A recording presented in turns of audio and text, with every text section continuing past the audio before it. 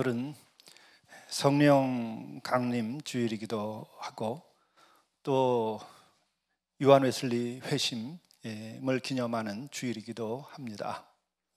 이 두 사건은 우리 개인의 삶과 교회와 그리고 인간 역사에 엄청난 영향을 주고 또 앞으로도 우리에게 거룩한 영향을 주고 우리를 구원케 하는 놀라운 사건, 그리고 또 우리가 계속 기념해야 될 일들이라고 생각을 합니다. 여러분들이 많은 은혜를 사모할 것입니다.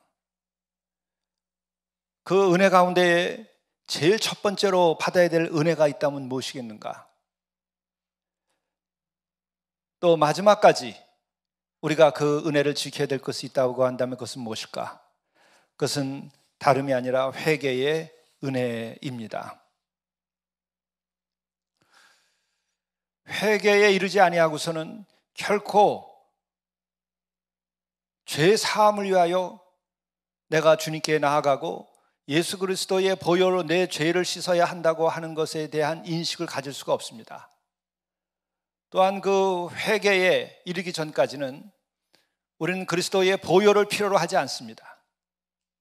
그러므로 회개에 은혜를 입어야 되는 것입니다. 그렇기 때문에 우리가 은혜로 구원함을 받는데 존 웨슬리에 의하면 회개 그리고 justification, 의롭다함을 받고 그리고 sanctification, 성화되어야 된다고 얘기합니다. 이 세 가지의 단계를 얘기하죠. 그리고 그 위에 그리스도인의 완전에 대한 이야기를 하는데 그것은 사실은 조금은 별개라고 생각이 됩니다. 제일 중요한 것은 회개라고 얘기하고 있어요. 그것은 교리적인 일뿐만 아니라 본인이 경험한 거예요. 그래서 회개를 구원의 현관이라고 그렇게 얘기했습니다. 현관에 들어가지 않으면 그 집의 안방에 들어갈 수가 없습니다. 그 현관이 바로 회개라고 하는 것인데 우리가 구원함을 온전히 입고 또한 그 더 나아가서 성화되는 과정에 이르려고 한다면 무엇보다도 무조건적인 겁니다. 회개의 은혜를 입어야 돼요. 그리고 회개를 제가 은혜라고 표현을 하는 까닭이 있습니다. 회개가 은혜를 입지 않으면 회개가 안 됩니다. 회개의 그 고백, 그것 자체가 제일 어려운 겁니다. 회개가 이루어지면은 내가 주의 보혈과 주의 은혜로 인해서 믿고 구원함을 받는 것은 굉장히 쉽습니다. 문이 열리면 그 집으로 들어가는 건 쉬운 거죠. 밖에 문이 닫히면 안으로 들어갈 길이 없는 것입니다. 그래서 우리는 은혜의 종교라고 얘기를 하는데 그 은혜의 종교라고 하는 것은 뭔가요? 자기의 성찰로 자기의 깨달음을 얻어서 구원함을 받는 그러한 종교가 아니라고 하는 것을 말하는 거예요. 그러니까 죄에 대하여서도 마찬가지입니다. 우리가 죄에 대하여서 내가 성찰을 하고 또 나를 돌아다보고 죄에 대하여 깨달을 필요가 있죠. 그게 필요한 부분이 있어요. 그러나 은혜를 받지 아니하는 성찰, 은혜를 받지 아니하는 그런 자기 죄에 대한 인식은 다 죄책감에서 머물든지 혹은 어떤 합리화를 통해서 그 죄에 대해서 빠져나옵니다. 심지어는 그 죄를 죄로 얘기하는 도덕적이나 혹은 율법적인 기준 자체를 해체시켜버릴 수도 있는 거예요. 그러나 은혜를 입은 자가 자신의 죄를 발견하게 될 때에는 그것을 쏟아내게 되어 있습니다. 그 죄를 피하지 않게 되어 있습니다. 내 손에 잡히지 않던 그 죄가 내 손에 붙잡힌단 말이에요. 그래서 내가 끌어낼 수가 있는 거예요. 그렇지 않으면 그 죄를 끌어낼 수가 없어요. 잡히지 않는다는 거예요. 은혜를 받으면 그 죄가 손에 잡혀요. 내 마음에 잡혀요. 그걸 토해낼 수 있는 거예요. 우리들이 몸에 병이 들었을 때에 또 우리가 여름에 무엇을 잘못 먹었을 때에 토해내야 되죠. 토해내지 않으면은 그게 자기 몸에 들어가서 그 자신은 독성에 의해서 죽게 됩니다. 그 토해내게 하는 또 약이 있어요. 도움이 필요합니다. 더더욱이 죄가 생내화되고 죄가 나와 일체가 되어 있는 상태에서 그 죄를 떼어낸다고 하는 것은 암을 떼어내는 것보다 더 힘든 일이에요. 우리 암이 전이되어 있을 때에는 그 암 수술하는 게 굉장히 어렵다고 그러죠. 근데 전이된 암이라 하더라도 요즘에는 MRI가 워낙 발전해가지고 다 어디에 어떤 암이 번져 있는지를 뼛속까지 다 알 수 있습니다. 치유할 수는 없어도. 그러나 은혜를 받지 않으면 내 안에 들어있는 그 죄를 발견도 할 수 없어요. MRI로 내 안에 있는 그 암의 세포를 다 내가 발견하고 찾아내는 것처럼 은혜를 받으면 그게 보이지만, 또 은혜를 받으면 그것을 끌어낼 수 있는 힘이 생기지만, 은혜 받기 전에는 안 된다는 거예요. 자기 성찰로 다 발견할 수 없어요. 왜? 나라고 하는 것이 이미 죄와 일체되어 있기 때문에 내가 나를 바라다 볼 때에 분별이 안 돼요. 우리가 그 작은 냄새 맡는 것만 갖고도 그렇습니다. 아주 지독한 악취가 나는 데 갔을 때 처음에는 견딜 수가 없어요. 그러나 조금 있으면 다 괜찮습니다. 다 편안해요. 왜? 마비가 되었기 때문에 냄새를 느끼지 못해요. 죄의 냄새가 그런 것입니다. 우리 자신과 일체가 되었기 때문에, 자아와 죄가 일체가 되었기 때문에, 또 우리는 그것에 대하여 더 깊은 얘기를 하는데 원죄를 얘기하고 있죠. 그렇기 때문에 우리는 은혜 받기 전에 죄를 인식하고 더더욱이 그것을 내가 띄워내려고 하는 마음이 생기느냐? 그렇지 않아요.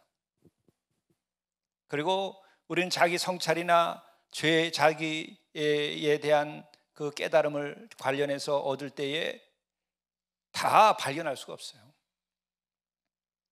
그리고 더더욱이 띄워낼 수 없는 겁니다. 그렇기 때문에 제가 로마서를 최근에 읽으면서 다시 한번 확신을 주님께서 주시며 선포케 하고 내 자신에 대하여 내가 스스로 선포하고 또 순종하게 되는 것은 뭐냐? 은혜를 구하라. 구원받기 위해서만이 아니라 그 이전에 회개하기 위하여 은혜를 구하라. 세상은 지금 어떻게 살아요? 돈이 구원입니다. 재물이 구원입니다. 재산이 구원입니다. 구원이 따로 있지 않아요. 그래서 그걸 따라서 사는 거예요. 그런데 이번에 아주 큰 인류에게 주신 나는 깨달음이라고 생각해. 너무나 안타까운 마음이지만, 왜요? 이 디지털 혁명을 일으키는 데 아주 주역을 하고 이 시대의 최고의 부를 이룩한 그분이 가정이 깨져버렸더라고요. 무엇을 말하는 것일까? 우리 인간에게 주는 메시지가 있다고 저는 생각해요. 돈이 인간을 구원할 수 없다고 하는 거예요. 돈이 가정을 구할 수 있는 것이 아니라고 하는 거예요. 돈이 가족의 관계를 공고히 할 수 있는 게 아니라는 거예요. 진정한 행복이 돈에서 나오는 것이 아니라는 거예요. 얼마나 마음에 연약함이 있고 그렇게 많이 가졌어도 마음에 궁핍함이 있으면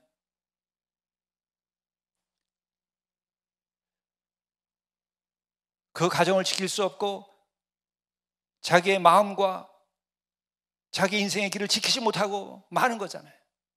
이게 인간이에요. 그 사람에게 돌 던지기 이전에 인간이 누구인가를 오늘 우리에게 말해주는 거예요. 이 시대에게 주는 경종입니다. 심지어 그는 가진 그 많은 재산을 기부단체를 만들어서, 자선단체를 만들어서 그 재단에다 다 줬어요. 그리고 선행을 많이 했습니다. 아프리카에 가서도 하고 에이즈로 고통받는 사람들을 위해서 그 돈을 쓰고. 근데 자기 자신은 구원할 수 없는 거예요. 자기 영혼을 자기가 구원할 수 없는 거예요. 이게 인간이에요. 선행으로 인간이 구원받을 수 있는 게 아니라는 거예요. 선행으로 내 영혼이 달라질 수 있는 게 아니라는 거예요. 이게 인간의 연약함이고 인간이 겪는 고통이에요. 사도 바울은 심지어 구원까지 받은 그 사람이 오라 나는 곤고한 사람이로다. 이 사망의 몸에서 누가 나를 건져내랴. 이렇게 탄식을 했어요. 오늘 여기서 다시 한번 생각할 것이 있습니다. 요한 웨슬리도 고백을 하고 체험도 하고 신학으로 말하고 교리적으로도 말하고 또 성경을 근거로 해서도 말한 것이 뭐냐? 회개, 그리고 의롭다함을 받고 그리고 그 이후에 거룩하게 되는 것이라는 거죠. 이게 아주 간단한 과정을 거쳐서 우리는 구원함을 받고 성화되는 거예요. 그런데 여기에서 이렇게 구원함을 받았다고 해서 그러면 다시는 죄를 짓지 않고 그리고 죄에 빠지지 않을까? 빠진다는 거예요. 그게 뭐예요? 사도 바울이 오늘 로마서를 통해서 고백하고 있는 거예요. 사도 바울은 어떤 이입니까? 정말 확신을 가지고 예수를 믿는 이들을 핍박하고 예수님을 핍박하고 교회를 핍박했어요. 그러나 살아계신 주님, 부활하신 주님을 그가 직접 만나가지고 거꾸로 졌어요. 눈이 멀기까지 충격을 받은 거예요. 바울에게 있어서 예수는 거짓 예언자예요. 바울에게서 예수가 부활했다고 하는 것은 거짓말이에요. 그런데 그 부활한 예수가 나타났으니까는 어떻게 되겠습니까? 깨져나갈 수밖에 없어요. 그의 의식과 그 영혼이 충격을 받고 어찌할 바를 모르는 거죠. 그러니 눈이 멀 수밖에 더 있겠습니까? 이걸 또 뒤집어 말하면 눈이 멀기까지 사도 바울은 구원함, 그 은혜를 입은 사람이에요. 그렇게 충격적으로 주님을 만난 사람이에요. 그런데 오늘 말씀을 보게 되면은 그렇습니다. 내가 원하는 바 선은 행하지 아니하고 도리어 원하지 아니하는 바 악을 행하는도다. 내 지체 속에서 한 다른 법이 내 마음의 법과 싸워 내 지체 속에 있는 죄의 법으로 나를 사로잡는 것을 보는도다. 사도 바울이 구원받은 사람입니까? 구원받지 않은 사람입니까? 사도 바울이 예수님을 영접한 사람입니까? 영접하지 않은 사람입니까? 영접했다 안 할 정도가 아니라 예수님께서 쳐들어온 거예요. 그의 영혼 속으로. 그렇게까지 은혜를 입은 겁니다. 그래 당연히 구원받았습니다. 구원받았음에도 이러한 원하는 바 선을 행할 수 없는 것이 인간의 연약함이라는 거예요. 죄의 법이 계속 나를 사로잡을 수 있다고 하는 것이 우리 자신이라고 하는 거예요. 그럼 우리가 교리적으로 또 성서적으로 따져서 그러면 바울은 구원받지 못한 것일까? 아니에요. 구원은 받았는데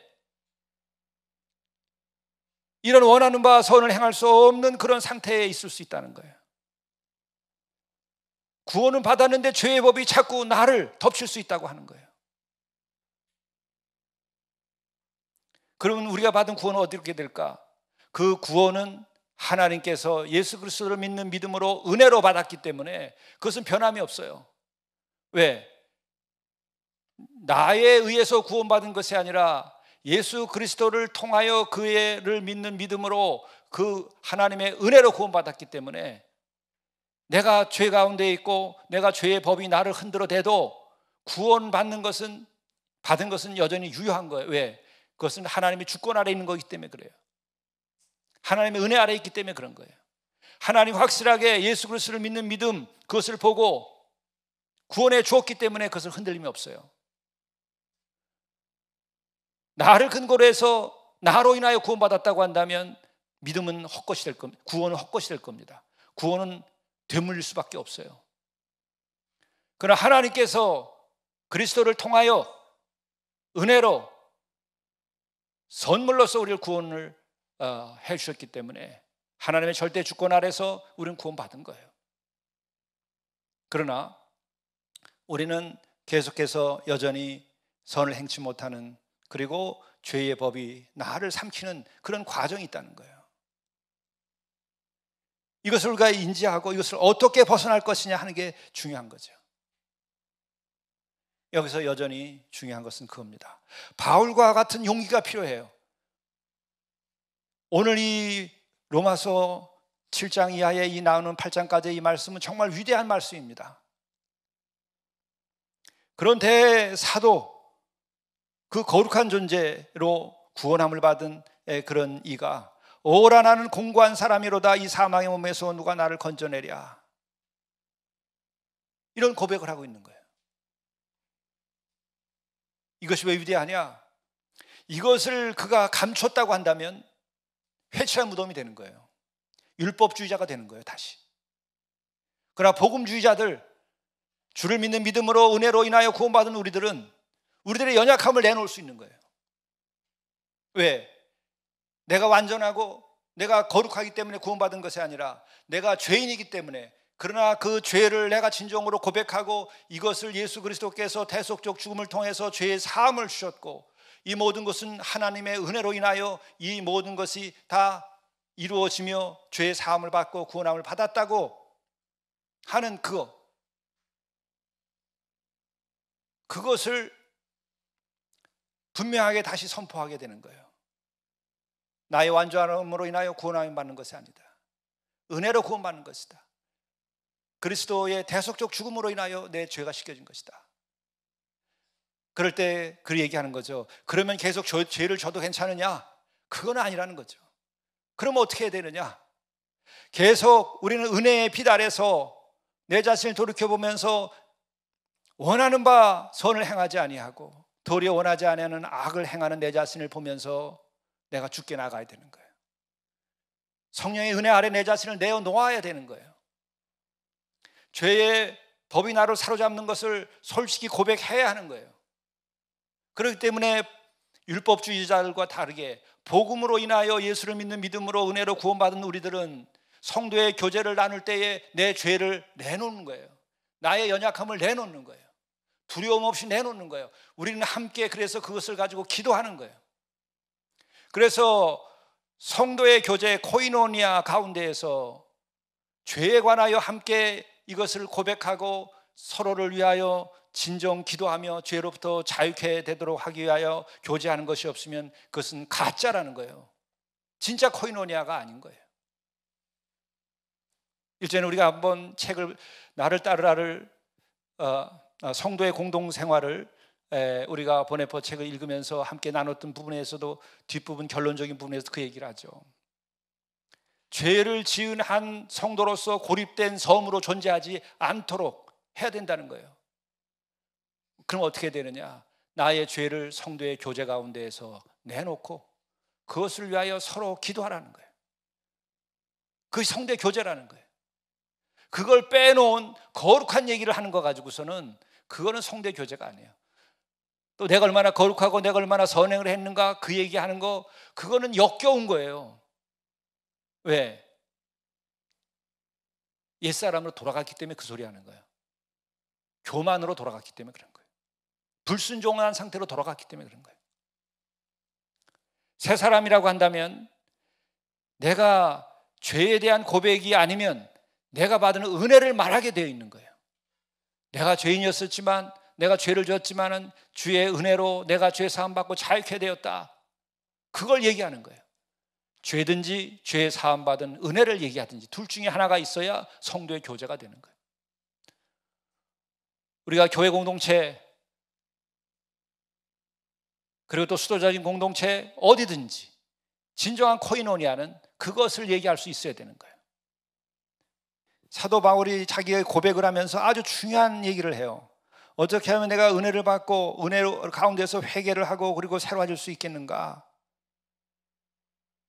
그것은 20절에 이런 얘기를 고백을 합니다.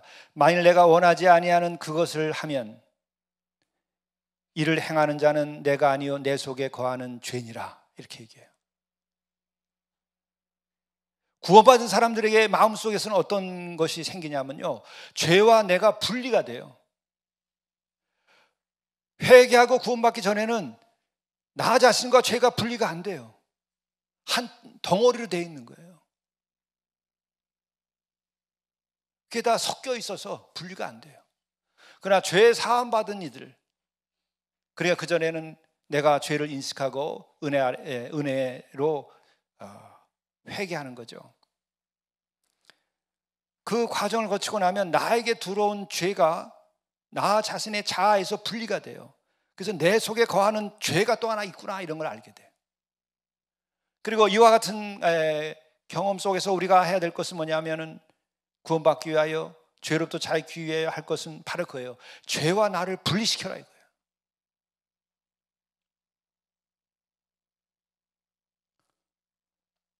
술을 먹어서 그 알코올릭이 돼가지고 못 벗어난 사람들이 있어요. 담배를 많이 피우다 니코틴 중독이 돼서 못 벗어난 사람이 있어요. 그렇게 된 사람들은 그 술을 먹고 싶은 욕망이 내 자신의 욕망으로 생각하는 거예요. 또 니코틴 중독에 의해서 계속 담배를 피우고 싶은다고 할 때 그 담배를 피우고 싶은 그 욕망을 내 자신과 동일시해 버리고 있는 거예요. 그 사람들은 이걸 떼어내야 돼요. 나는 본래 원치 아니하는데 이 약물이 혹은 어떤 나쁜 습관이 혹은 어떤 악이 나에게 준동하고 있구나 하는 생각을 하면서 이걸 거리를 두고 분리시켜야 됩니다. 음행에서 벗어나지 못하는 사람들, 그 음욕이라고 하는 것이 내 자신의 중심이라고 현대인들은 믿어버려요. 프로이드 이후에. 그래서 자아와 구분이 안 돼요. 그걸 일체로만 보는 거예요. 그러나 성경이나 여기서 보게 되면 그렇지 않아요. 그것에 대하여 내가 분리하고 그것을 띄워놓고 객관화시켜서 볼 수 있고 자아와 분리시킬 수 있는 영적인 능력이 생기면 내가 관리할 수 있게 되는 거예요. 만일 내가 원하지 아니하는 그것을 하면 이 일을 행하는 자는 내가 아니고 죄가 그렇게 하는 것이다. 그러면 죄라고 하는 것은 어떤 것이냐? 그 뒤에 어둠의 세력이 있다는 거예요. 우리들의 영을 지배하고 어둡게 만들어버리는 사탄의 세력이 있다는 거예요. 이건 현대의 많은 정신분석학자들까지도 더 해석할 수 없는 부분에 대하여 이것을 얘기합니다. 사탄은 어디에 있는가? 우리들의 영혼 속에 있다, 그 얘기하는 거예요. 그렇기 때문에 우리들이 여기서 벗어나려고 하려면 어떻게 해야 되는가? 그것은 다른 것이 아니에요. 성령이 내 안에 들어와서 성령의 법이 나를 지배해야 이 어둠의 영 그리고 죄가 밀려나가게 돼 있어요. 여러분, 죄와의 싸움 그리고 거룩하기 위하여 여러분 계속 노력해 보십시오. 어떤 방법이 있나? 결국은 사탄의 영, 어둠의 영이 나에게서 떨어져 나갈 수 있도록 성령의 법, 생명의 법, 그 성령이 충만하게 나를 인도하고 내 안에 들어와야 돼요. 그렇게 될 때 우리는 거기서 자유케 됩니다. 그러기 전까지는 인간의 연약함 때문에 우리는 거기서 벗어나기가 어려워요. 그래서 사도 바울은 이렇게 고백합니다. 내 속사람으로는, 내 속사람이라고 하는 것은 참 자아라고도 할 수 있죠. 거듭난 자아, 구원받은 존재입니다. 구원받은 자아는 하나님의 법을 즐거워하되 내 지체 속에서 한 다른 법이 내 마음의 법과 싸워 내 지체 속에 있는 죄의 법으로 나를 사로잡는 것을 보는도다.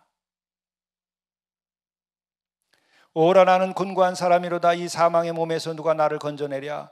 우리 주 예수 그리스도로 말미암아 하나님께 감사하리로다. 그런즉 내 자신이 마음으로는 하나님의 법을, 육신으로는 죄의 법을 섬기노라.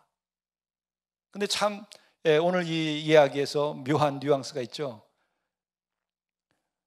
내 자신이 마음으로는 하나님의 법을, 육신으로는 죄의 법을 섬기노라 하면은 아주 죄책감 속에 사로잡히고 비관적으로 돼야 될 텐데 그 앞에 그렇게 얘기하고 있지 않아요. 우리 주 예수 그리스도로 말미암아 하나님께 감사하리로다 하면서 이 얘기를 하는 거예요. 왜? 이미 구원받은 자유가 있기 때문에 그런 거예요. 성령이 그 안에서 역사하기 때문에 말로도 할 수 없는 탄식으로 나를 위하여 기도하는 그 성령을 그가 경험하고 있기 때문에 육신으로는 죄의 법을 섬김이 있을지라도 이것을 이길 수 있다고 하는 자신감과 그 낙관적인 확신이 있기 때문에 이렇게 감사로다 이렇게 하는 거죠. 근데 그 낙관은 어디서 오는가? 주 예수 그리스도로 말미암아 죄 사함을 받았고 그리고 성령께서 나와 함께 하심으로 이제 나는 하나님께 감사할 수밖에 없다. 이렇게 하는 거예요. 여러분, 어떤 도덕적인 훈련이라든지 어떤 경건의 훈련으로 우리가 죄로부터 자유로울 수 있을까?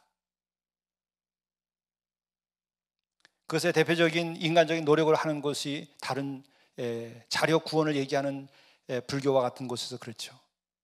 용맹정진이라는 말 한마디로 아마 모든 걸 다 대표할 수도 몰라요. 3년씩 잠도 앉아서 등에 드러눕지 않고 육신을 죽이는 거예요. 정신을 강화시켜서 그런 훈련을 해요. 근데 그렇게 해서 가장 존경받던 그 스님 한 분이 세상 떠나면서 뭐라고 얘기하십니까? 내가 그동안에 닦은 씻어낸 죄라고 하는 것은 어떤 거냐? 바다에서 바가지로 물 한 바가지 퍼낸 것밖에 되지 않는다.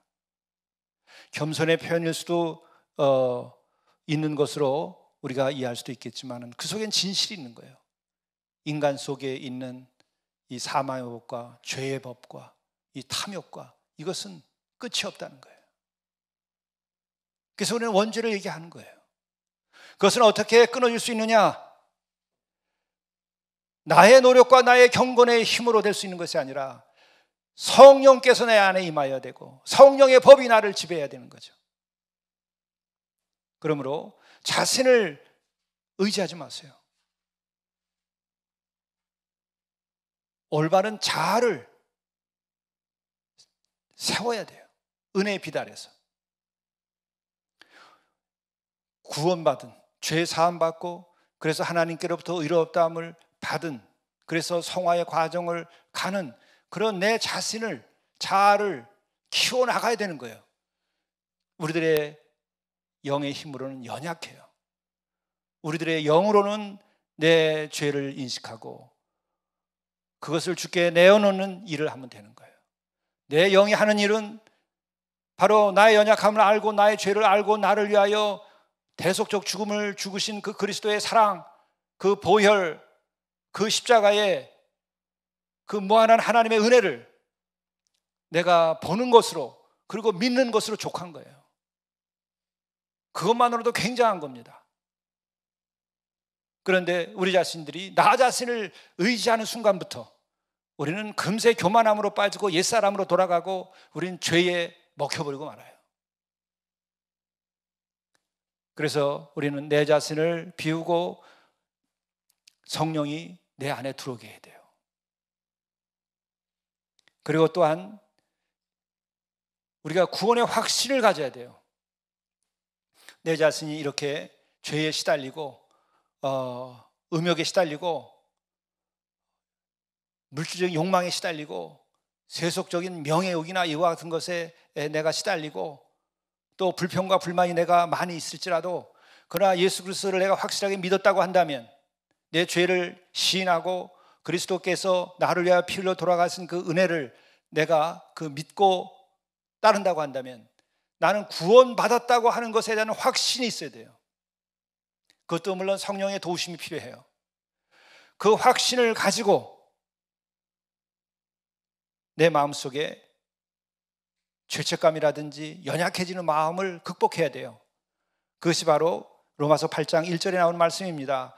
그러므로 이제 그리스도 예수 안에 있는 자에게는 결코 정죄함이 없나니. 정죄함이 없다는 거예요. 이걸 믿으셔야 돼요. 이는 그리스도 예수 안에 있는 생명의 성령의 법이 죄와 사망의 법에서 너를 해방하였습니다. 이미 해방시켜 주신 거예요. 그러나 끊임없이 자꾸 덤비는 거예요. 사탄의 영이, 어둠의 영이, 이 더러운 영들이 우리에게 덤비는 거예요. 또 우리는 영과 혼과 육을 가지고 있는데 육을 가지고 있는 것에서 육적인 것을 자극하는 거예요. 또 세상은 다 그렇게 육적으로 돼버렸어요. 이것을 이겨나갈 수 있는 방법은 뭐냐? 이미 나는 구원받았다. 나는 주께 속한 자다. 예수 안에 있는 자에게는 결코 정죄함이 없다. 그런 확신을 가지고 우리가 거룩하게 나가는 거예요.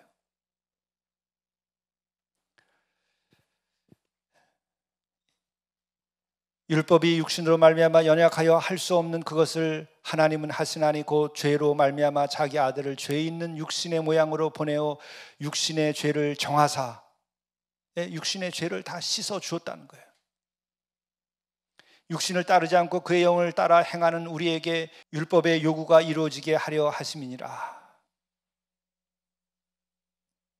이제 그 영을 따라서 살아가는 이들, 그러니까 성령을 따라 살아가는 이들은 어떤 거냐? 바로 율법이 요구하는 바를 우리가 성취하지, 행위로는 다 이루지 못하지만 그것에 해당하는 죄 사함과 거룩하게 하는 것은 성령께서 도우셔서 가능케 하신다는 거예요. 근데 그 같은 성령의 역사심도 어떻게 오느냐? 그것은 예수 그리스도 안에서, 그리고 내가 그리스도를 믿는 믿음에서 이루어지는 것이죠. 육신을 따르는 자는 육신의 일을, 영을 따르는 자는 영의 일을 생각하나니 육신의 생각은 사망이요 영의 생각은 생명과 평안이니라. 그러니까 어떻게 되느냐? 구원받은 우리들은 어떻게 살아가야 되느냐? 육신의 생각, 육신의 유혹, 이것이 아니고 영의 생각, 이것은 성령을 말하는 겁니다. 성령의 충만함을 받아서 성령의 생각, 그 성령에 의해서 내가 생명과 평안을 누리며 살아갈 수 있다는 거죠. 이제 이 평안을 누리며 이 관계를 유지해야 돼요. 그게 성도의 교제예요. 우리가 죄의 이 사슬, 이 사욕에서 끊어지려면 스스로 육신의 생각은 사망이고 성령의 생각은 바로 생명과 평안을 주는 것이다. 그리고 나는 이미 구원함을 받았다, 새 사람이다. 그리고 또 하나는 이미 이러한 자유를 누리는 사람들의 기쁨과 그 삶에 참여해야 돼요. 성도의 교제가 그거예요. 오늘 1절의 결론적인 말씀에서 정말 은혜를 받게 돼요. 그러므로 이제 그리스도 예수 안에 있는 자에게는 결코 정죄함이 없나니. 무슨 말이죠? 그리스도 예수 안에 있는 자에게는 이라는 말은 뭐예요? 내 홀로 있는 자가 아니에요. 나 자신에게 의지하여 나 홀로 있는 자가 아니에요. 나의 욕망과 나의 계획과 나의 꿈에 머물러 있는 자가 아니에요. 예수 그리스도의 사랑과 예수 그리스도의 진리와 예수 그리스도의 은혜와 그 하나님 나라의 비전과 그 가운데에 있는 자에게는 결코 정죄함이 없나니. 그거예요. 이 한 번 맛을 봐야 돼. 이 한 번 맛을 보면 되돌아가지 않는 거예요. 제대로 봐야 됩니다. 그리고 맛을 본 자들이 그렇지 않은 이들에게 맛을 보게 해야 돼. 그럼 어떤 일이 벌어지느냐? 그러죠. 사람들이 담장 너머로 이렇게 무등을 타고 이렇게 보면은 쑥 그냥 넘어가 버리는 거예요. 또 그 사람이 뭐 때문에 저렇게 넘어갈까? 그래서 다른 사람 불러가지고 그 사람 어깨를 타고서 담장 너머를 보고 이 사람 보았다 하면 그냥 넘어가 버리는 거예요. 그래서 계속 보았다 하면 넘어가는데 뭐가 있는지 몰라. 그게 천국이라는 거예요. 한번 보면 그리 가는 거예요. 제대로 구원 받았으면 그리로 넘어가는 거예요. 그래서 이 땅의 여러 육체의 소욕과 죄로부터 자유케 되는 거예요. 그런 영으로 우리가 살아야 됩니다. 기도하시겠습니다. 그러므로 이제 그리스도 예수 안에 있는 자에게는 결코 정죄함이 없나니 이는 그리스도 예수 안에 있는 생명의 성령의 법이 죄와 사망의 법에서 너를 해방하였음이라. 주여, 진정 우리가 은혜를 받아 죄를 온전히 회개할 수 있는 은총을 허락해 주옵소서. 또한 이 과정을 통하여 온전히 주께서 나를 위하여 그 모든 죄를 씻고자 대속적 죽음을 당하시고 죄의 삭슬 지불하였음을 우리가 믿고 그 은혜에 감사할 수 있도록 인도하여 주옵소서. 이로 인하여서 또한 우리가 이후로는 다시는 예수 안에서는 결코 정죄함이 없음을 깨닫고 우리들이 성령의 충만함 가운데에서 생명과 평안을 늘 누리며 살아갈 수 있도록 인도하여 주옵소서. 육의 일, 육의 생각에서 벗어나서 영의 일, 영의 은혜 가운데서 살아갈 수 있도록 인도하여 주옵소서. 이와 같은 성도의 교제가 우리 교회에 있게 하시고, 이와 같은 성도의 교제가 가정에도 있게 하시고, 이와 같은 은혜가 우리 교회와 이 세상과 가정에 늘 넘치도록 인도하여 주옵소서. 우리 주 예수 그리스도의 이름으로 간절히 기도드리옵나이다. 아멘.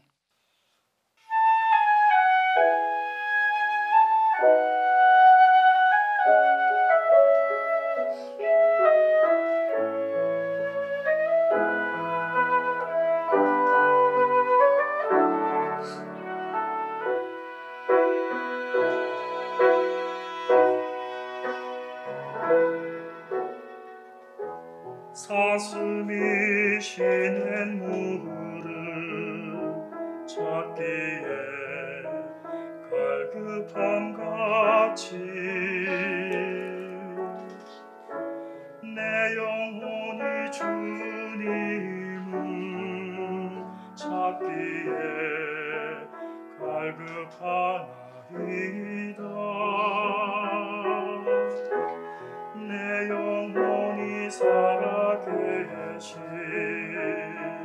하나님을 갈망하오니 내가 어느 때에 나아가 주님을 배울고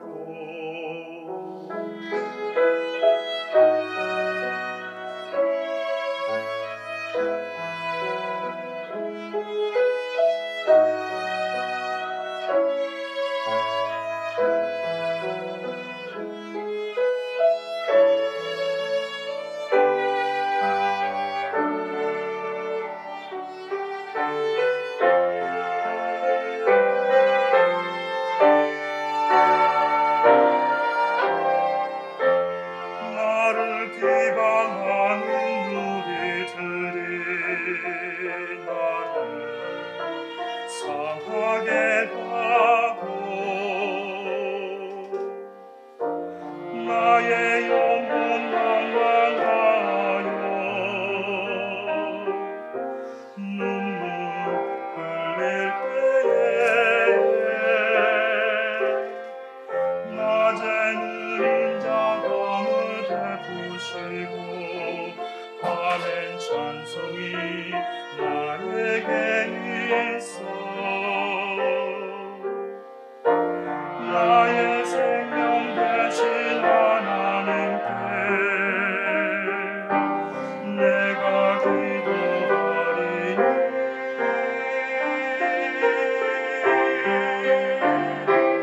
나의 영혼아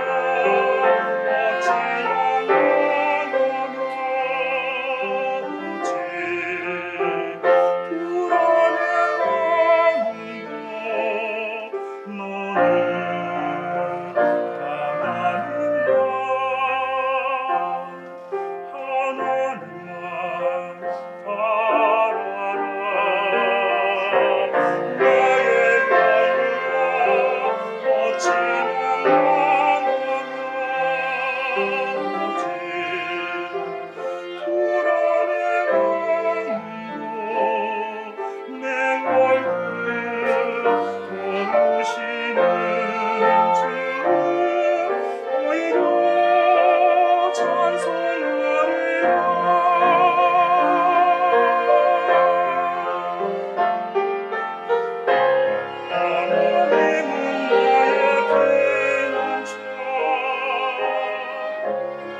불안해하는고 힘이시네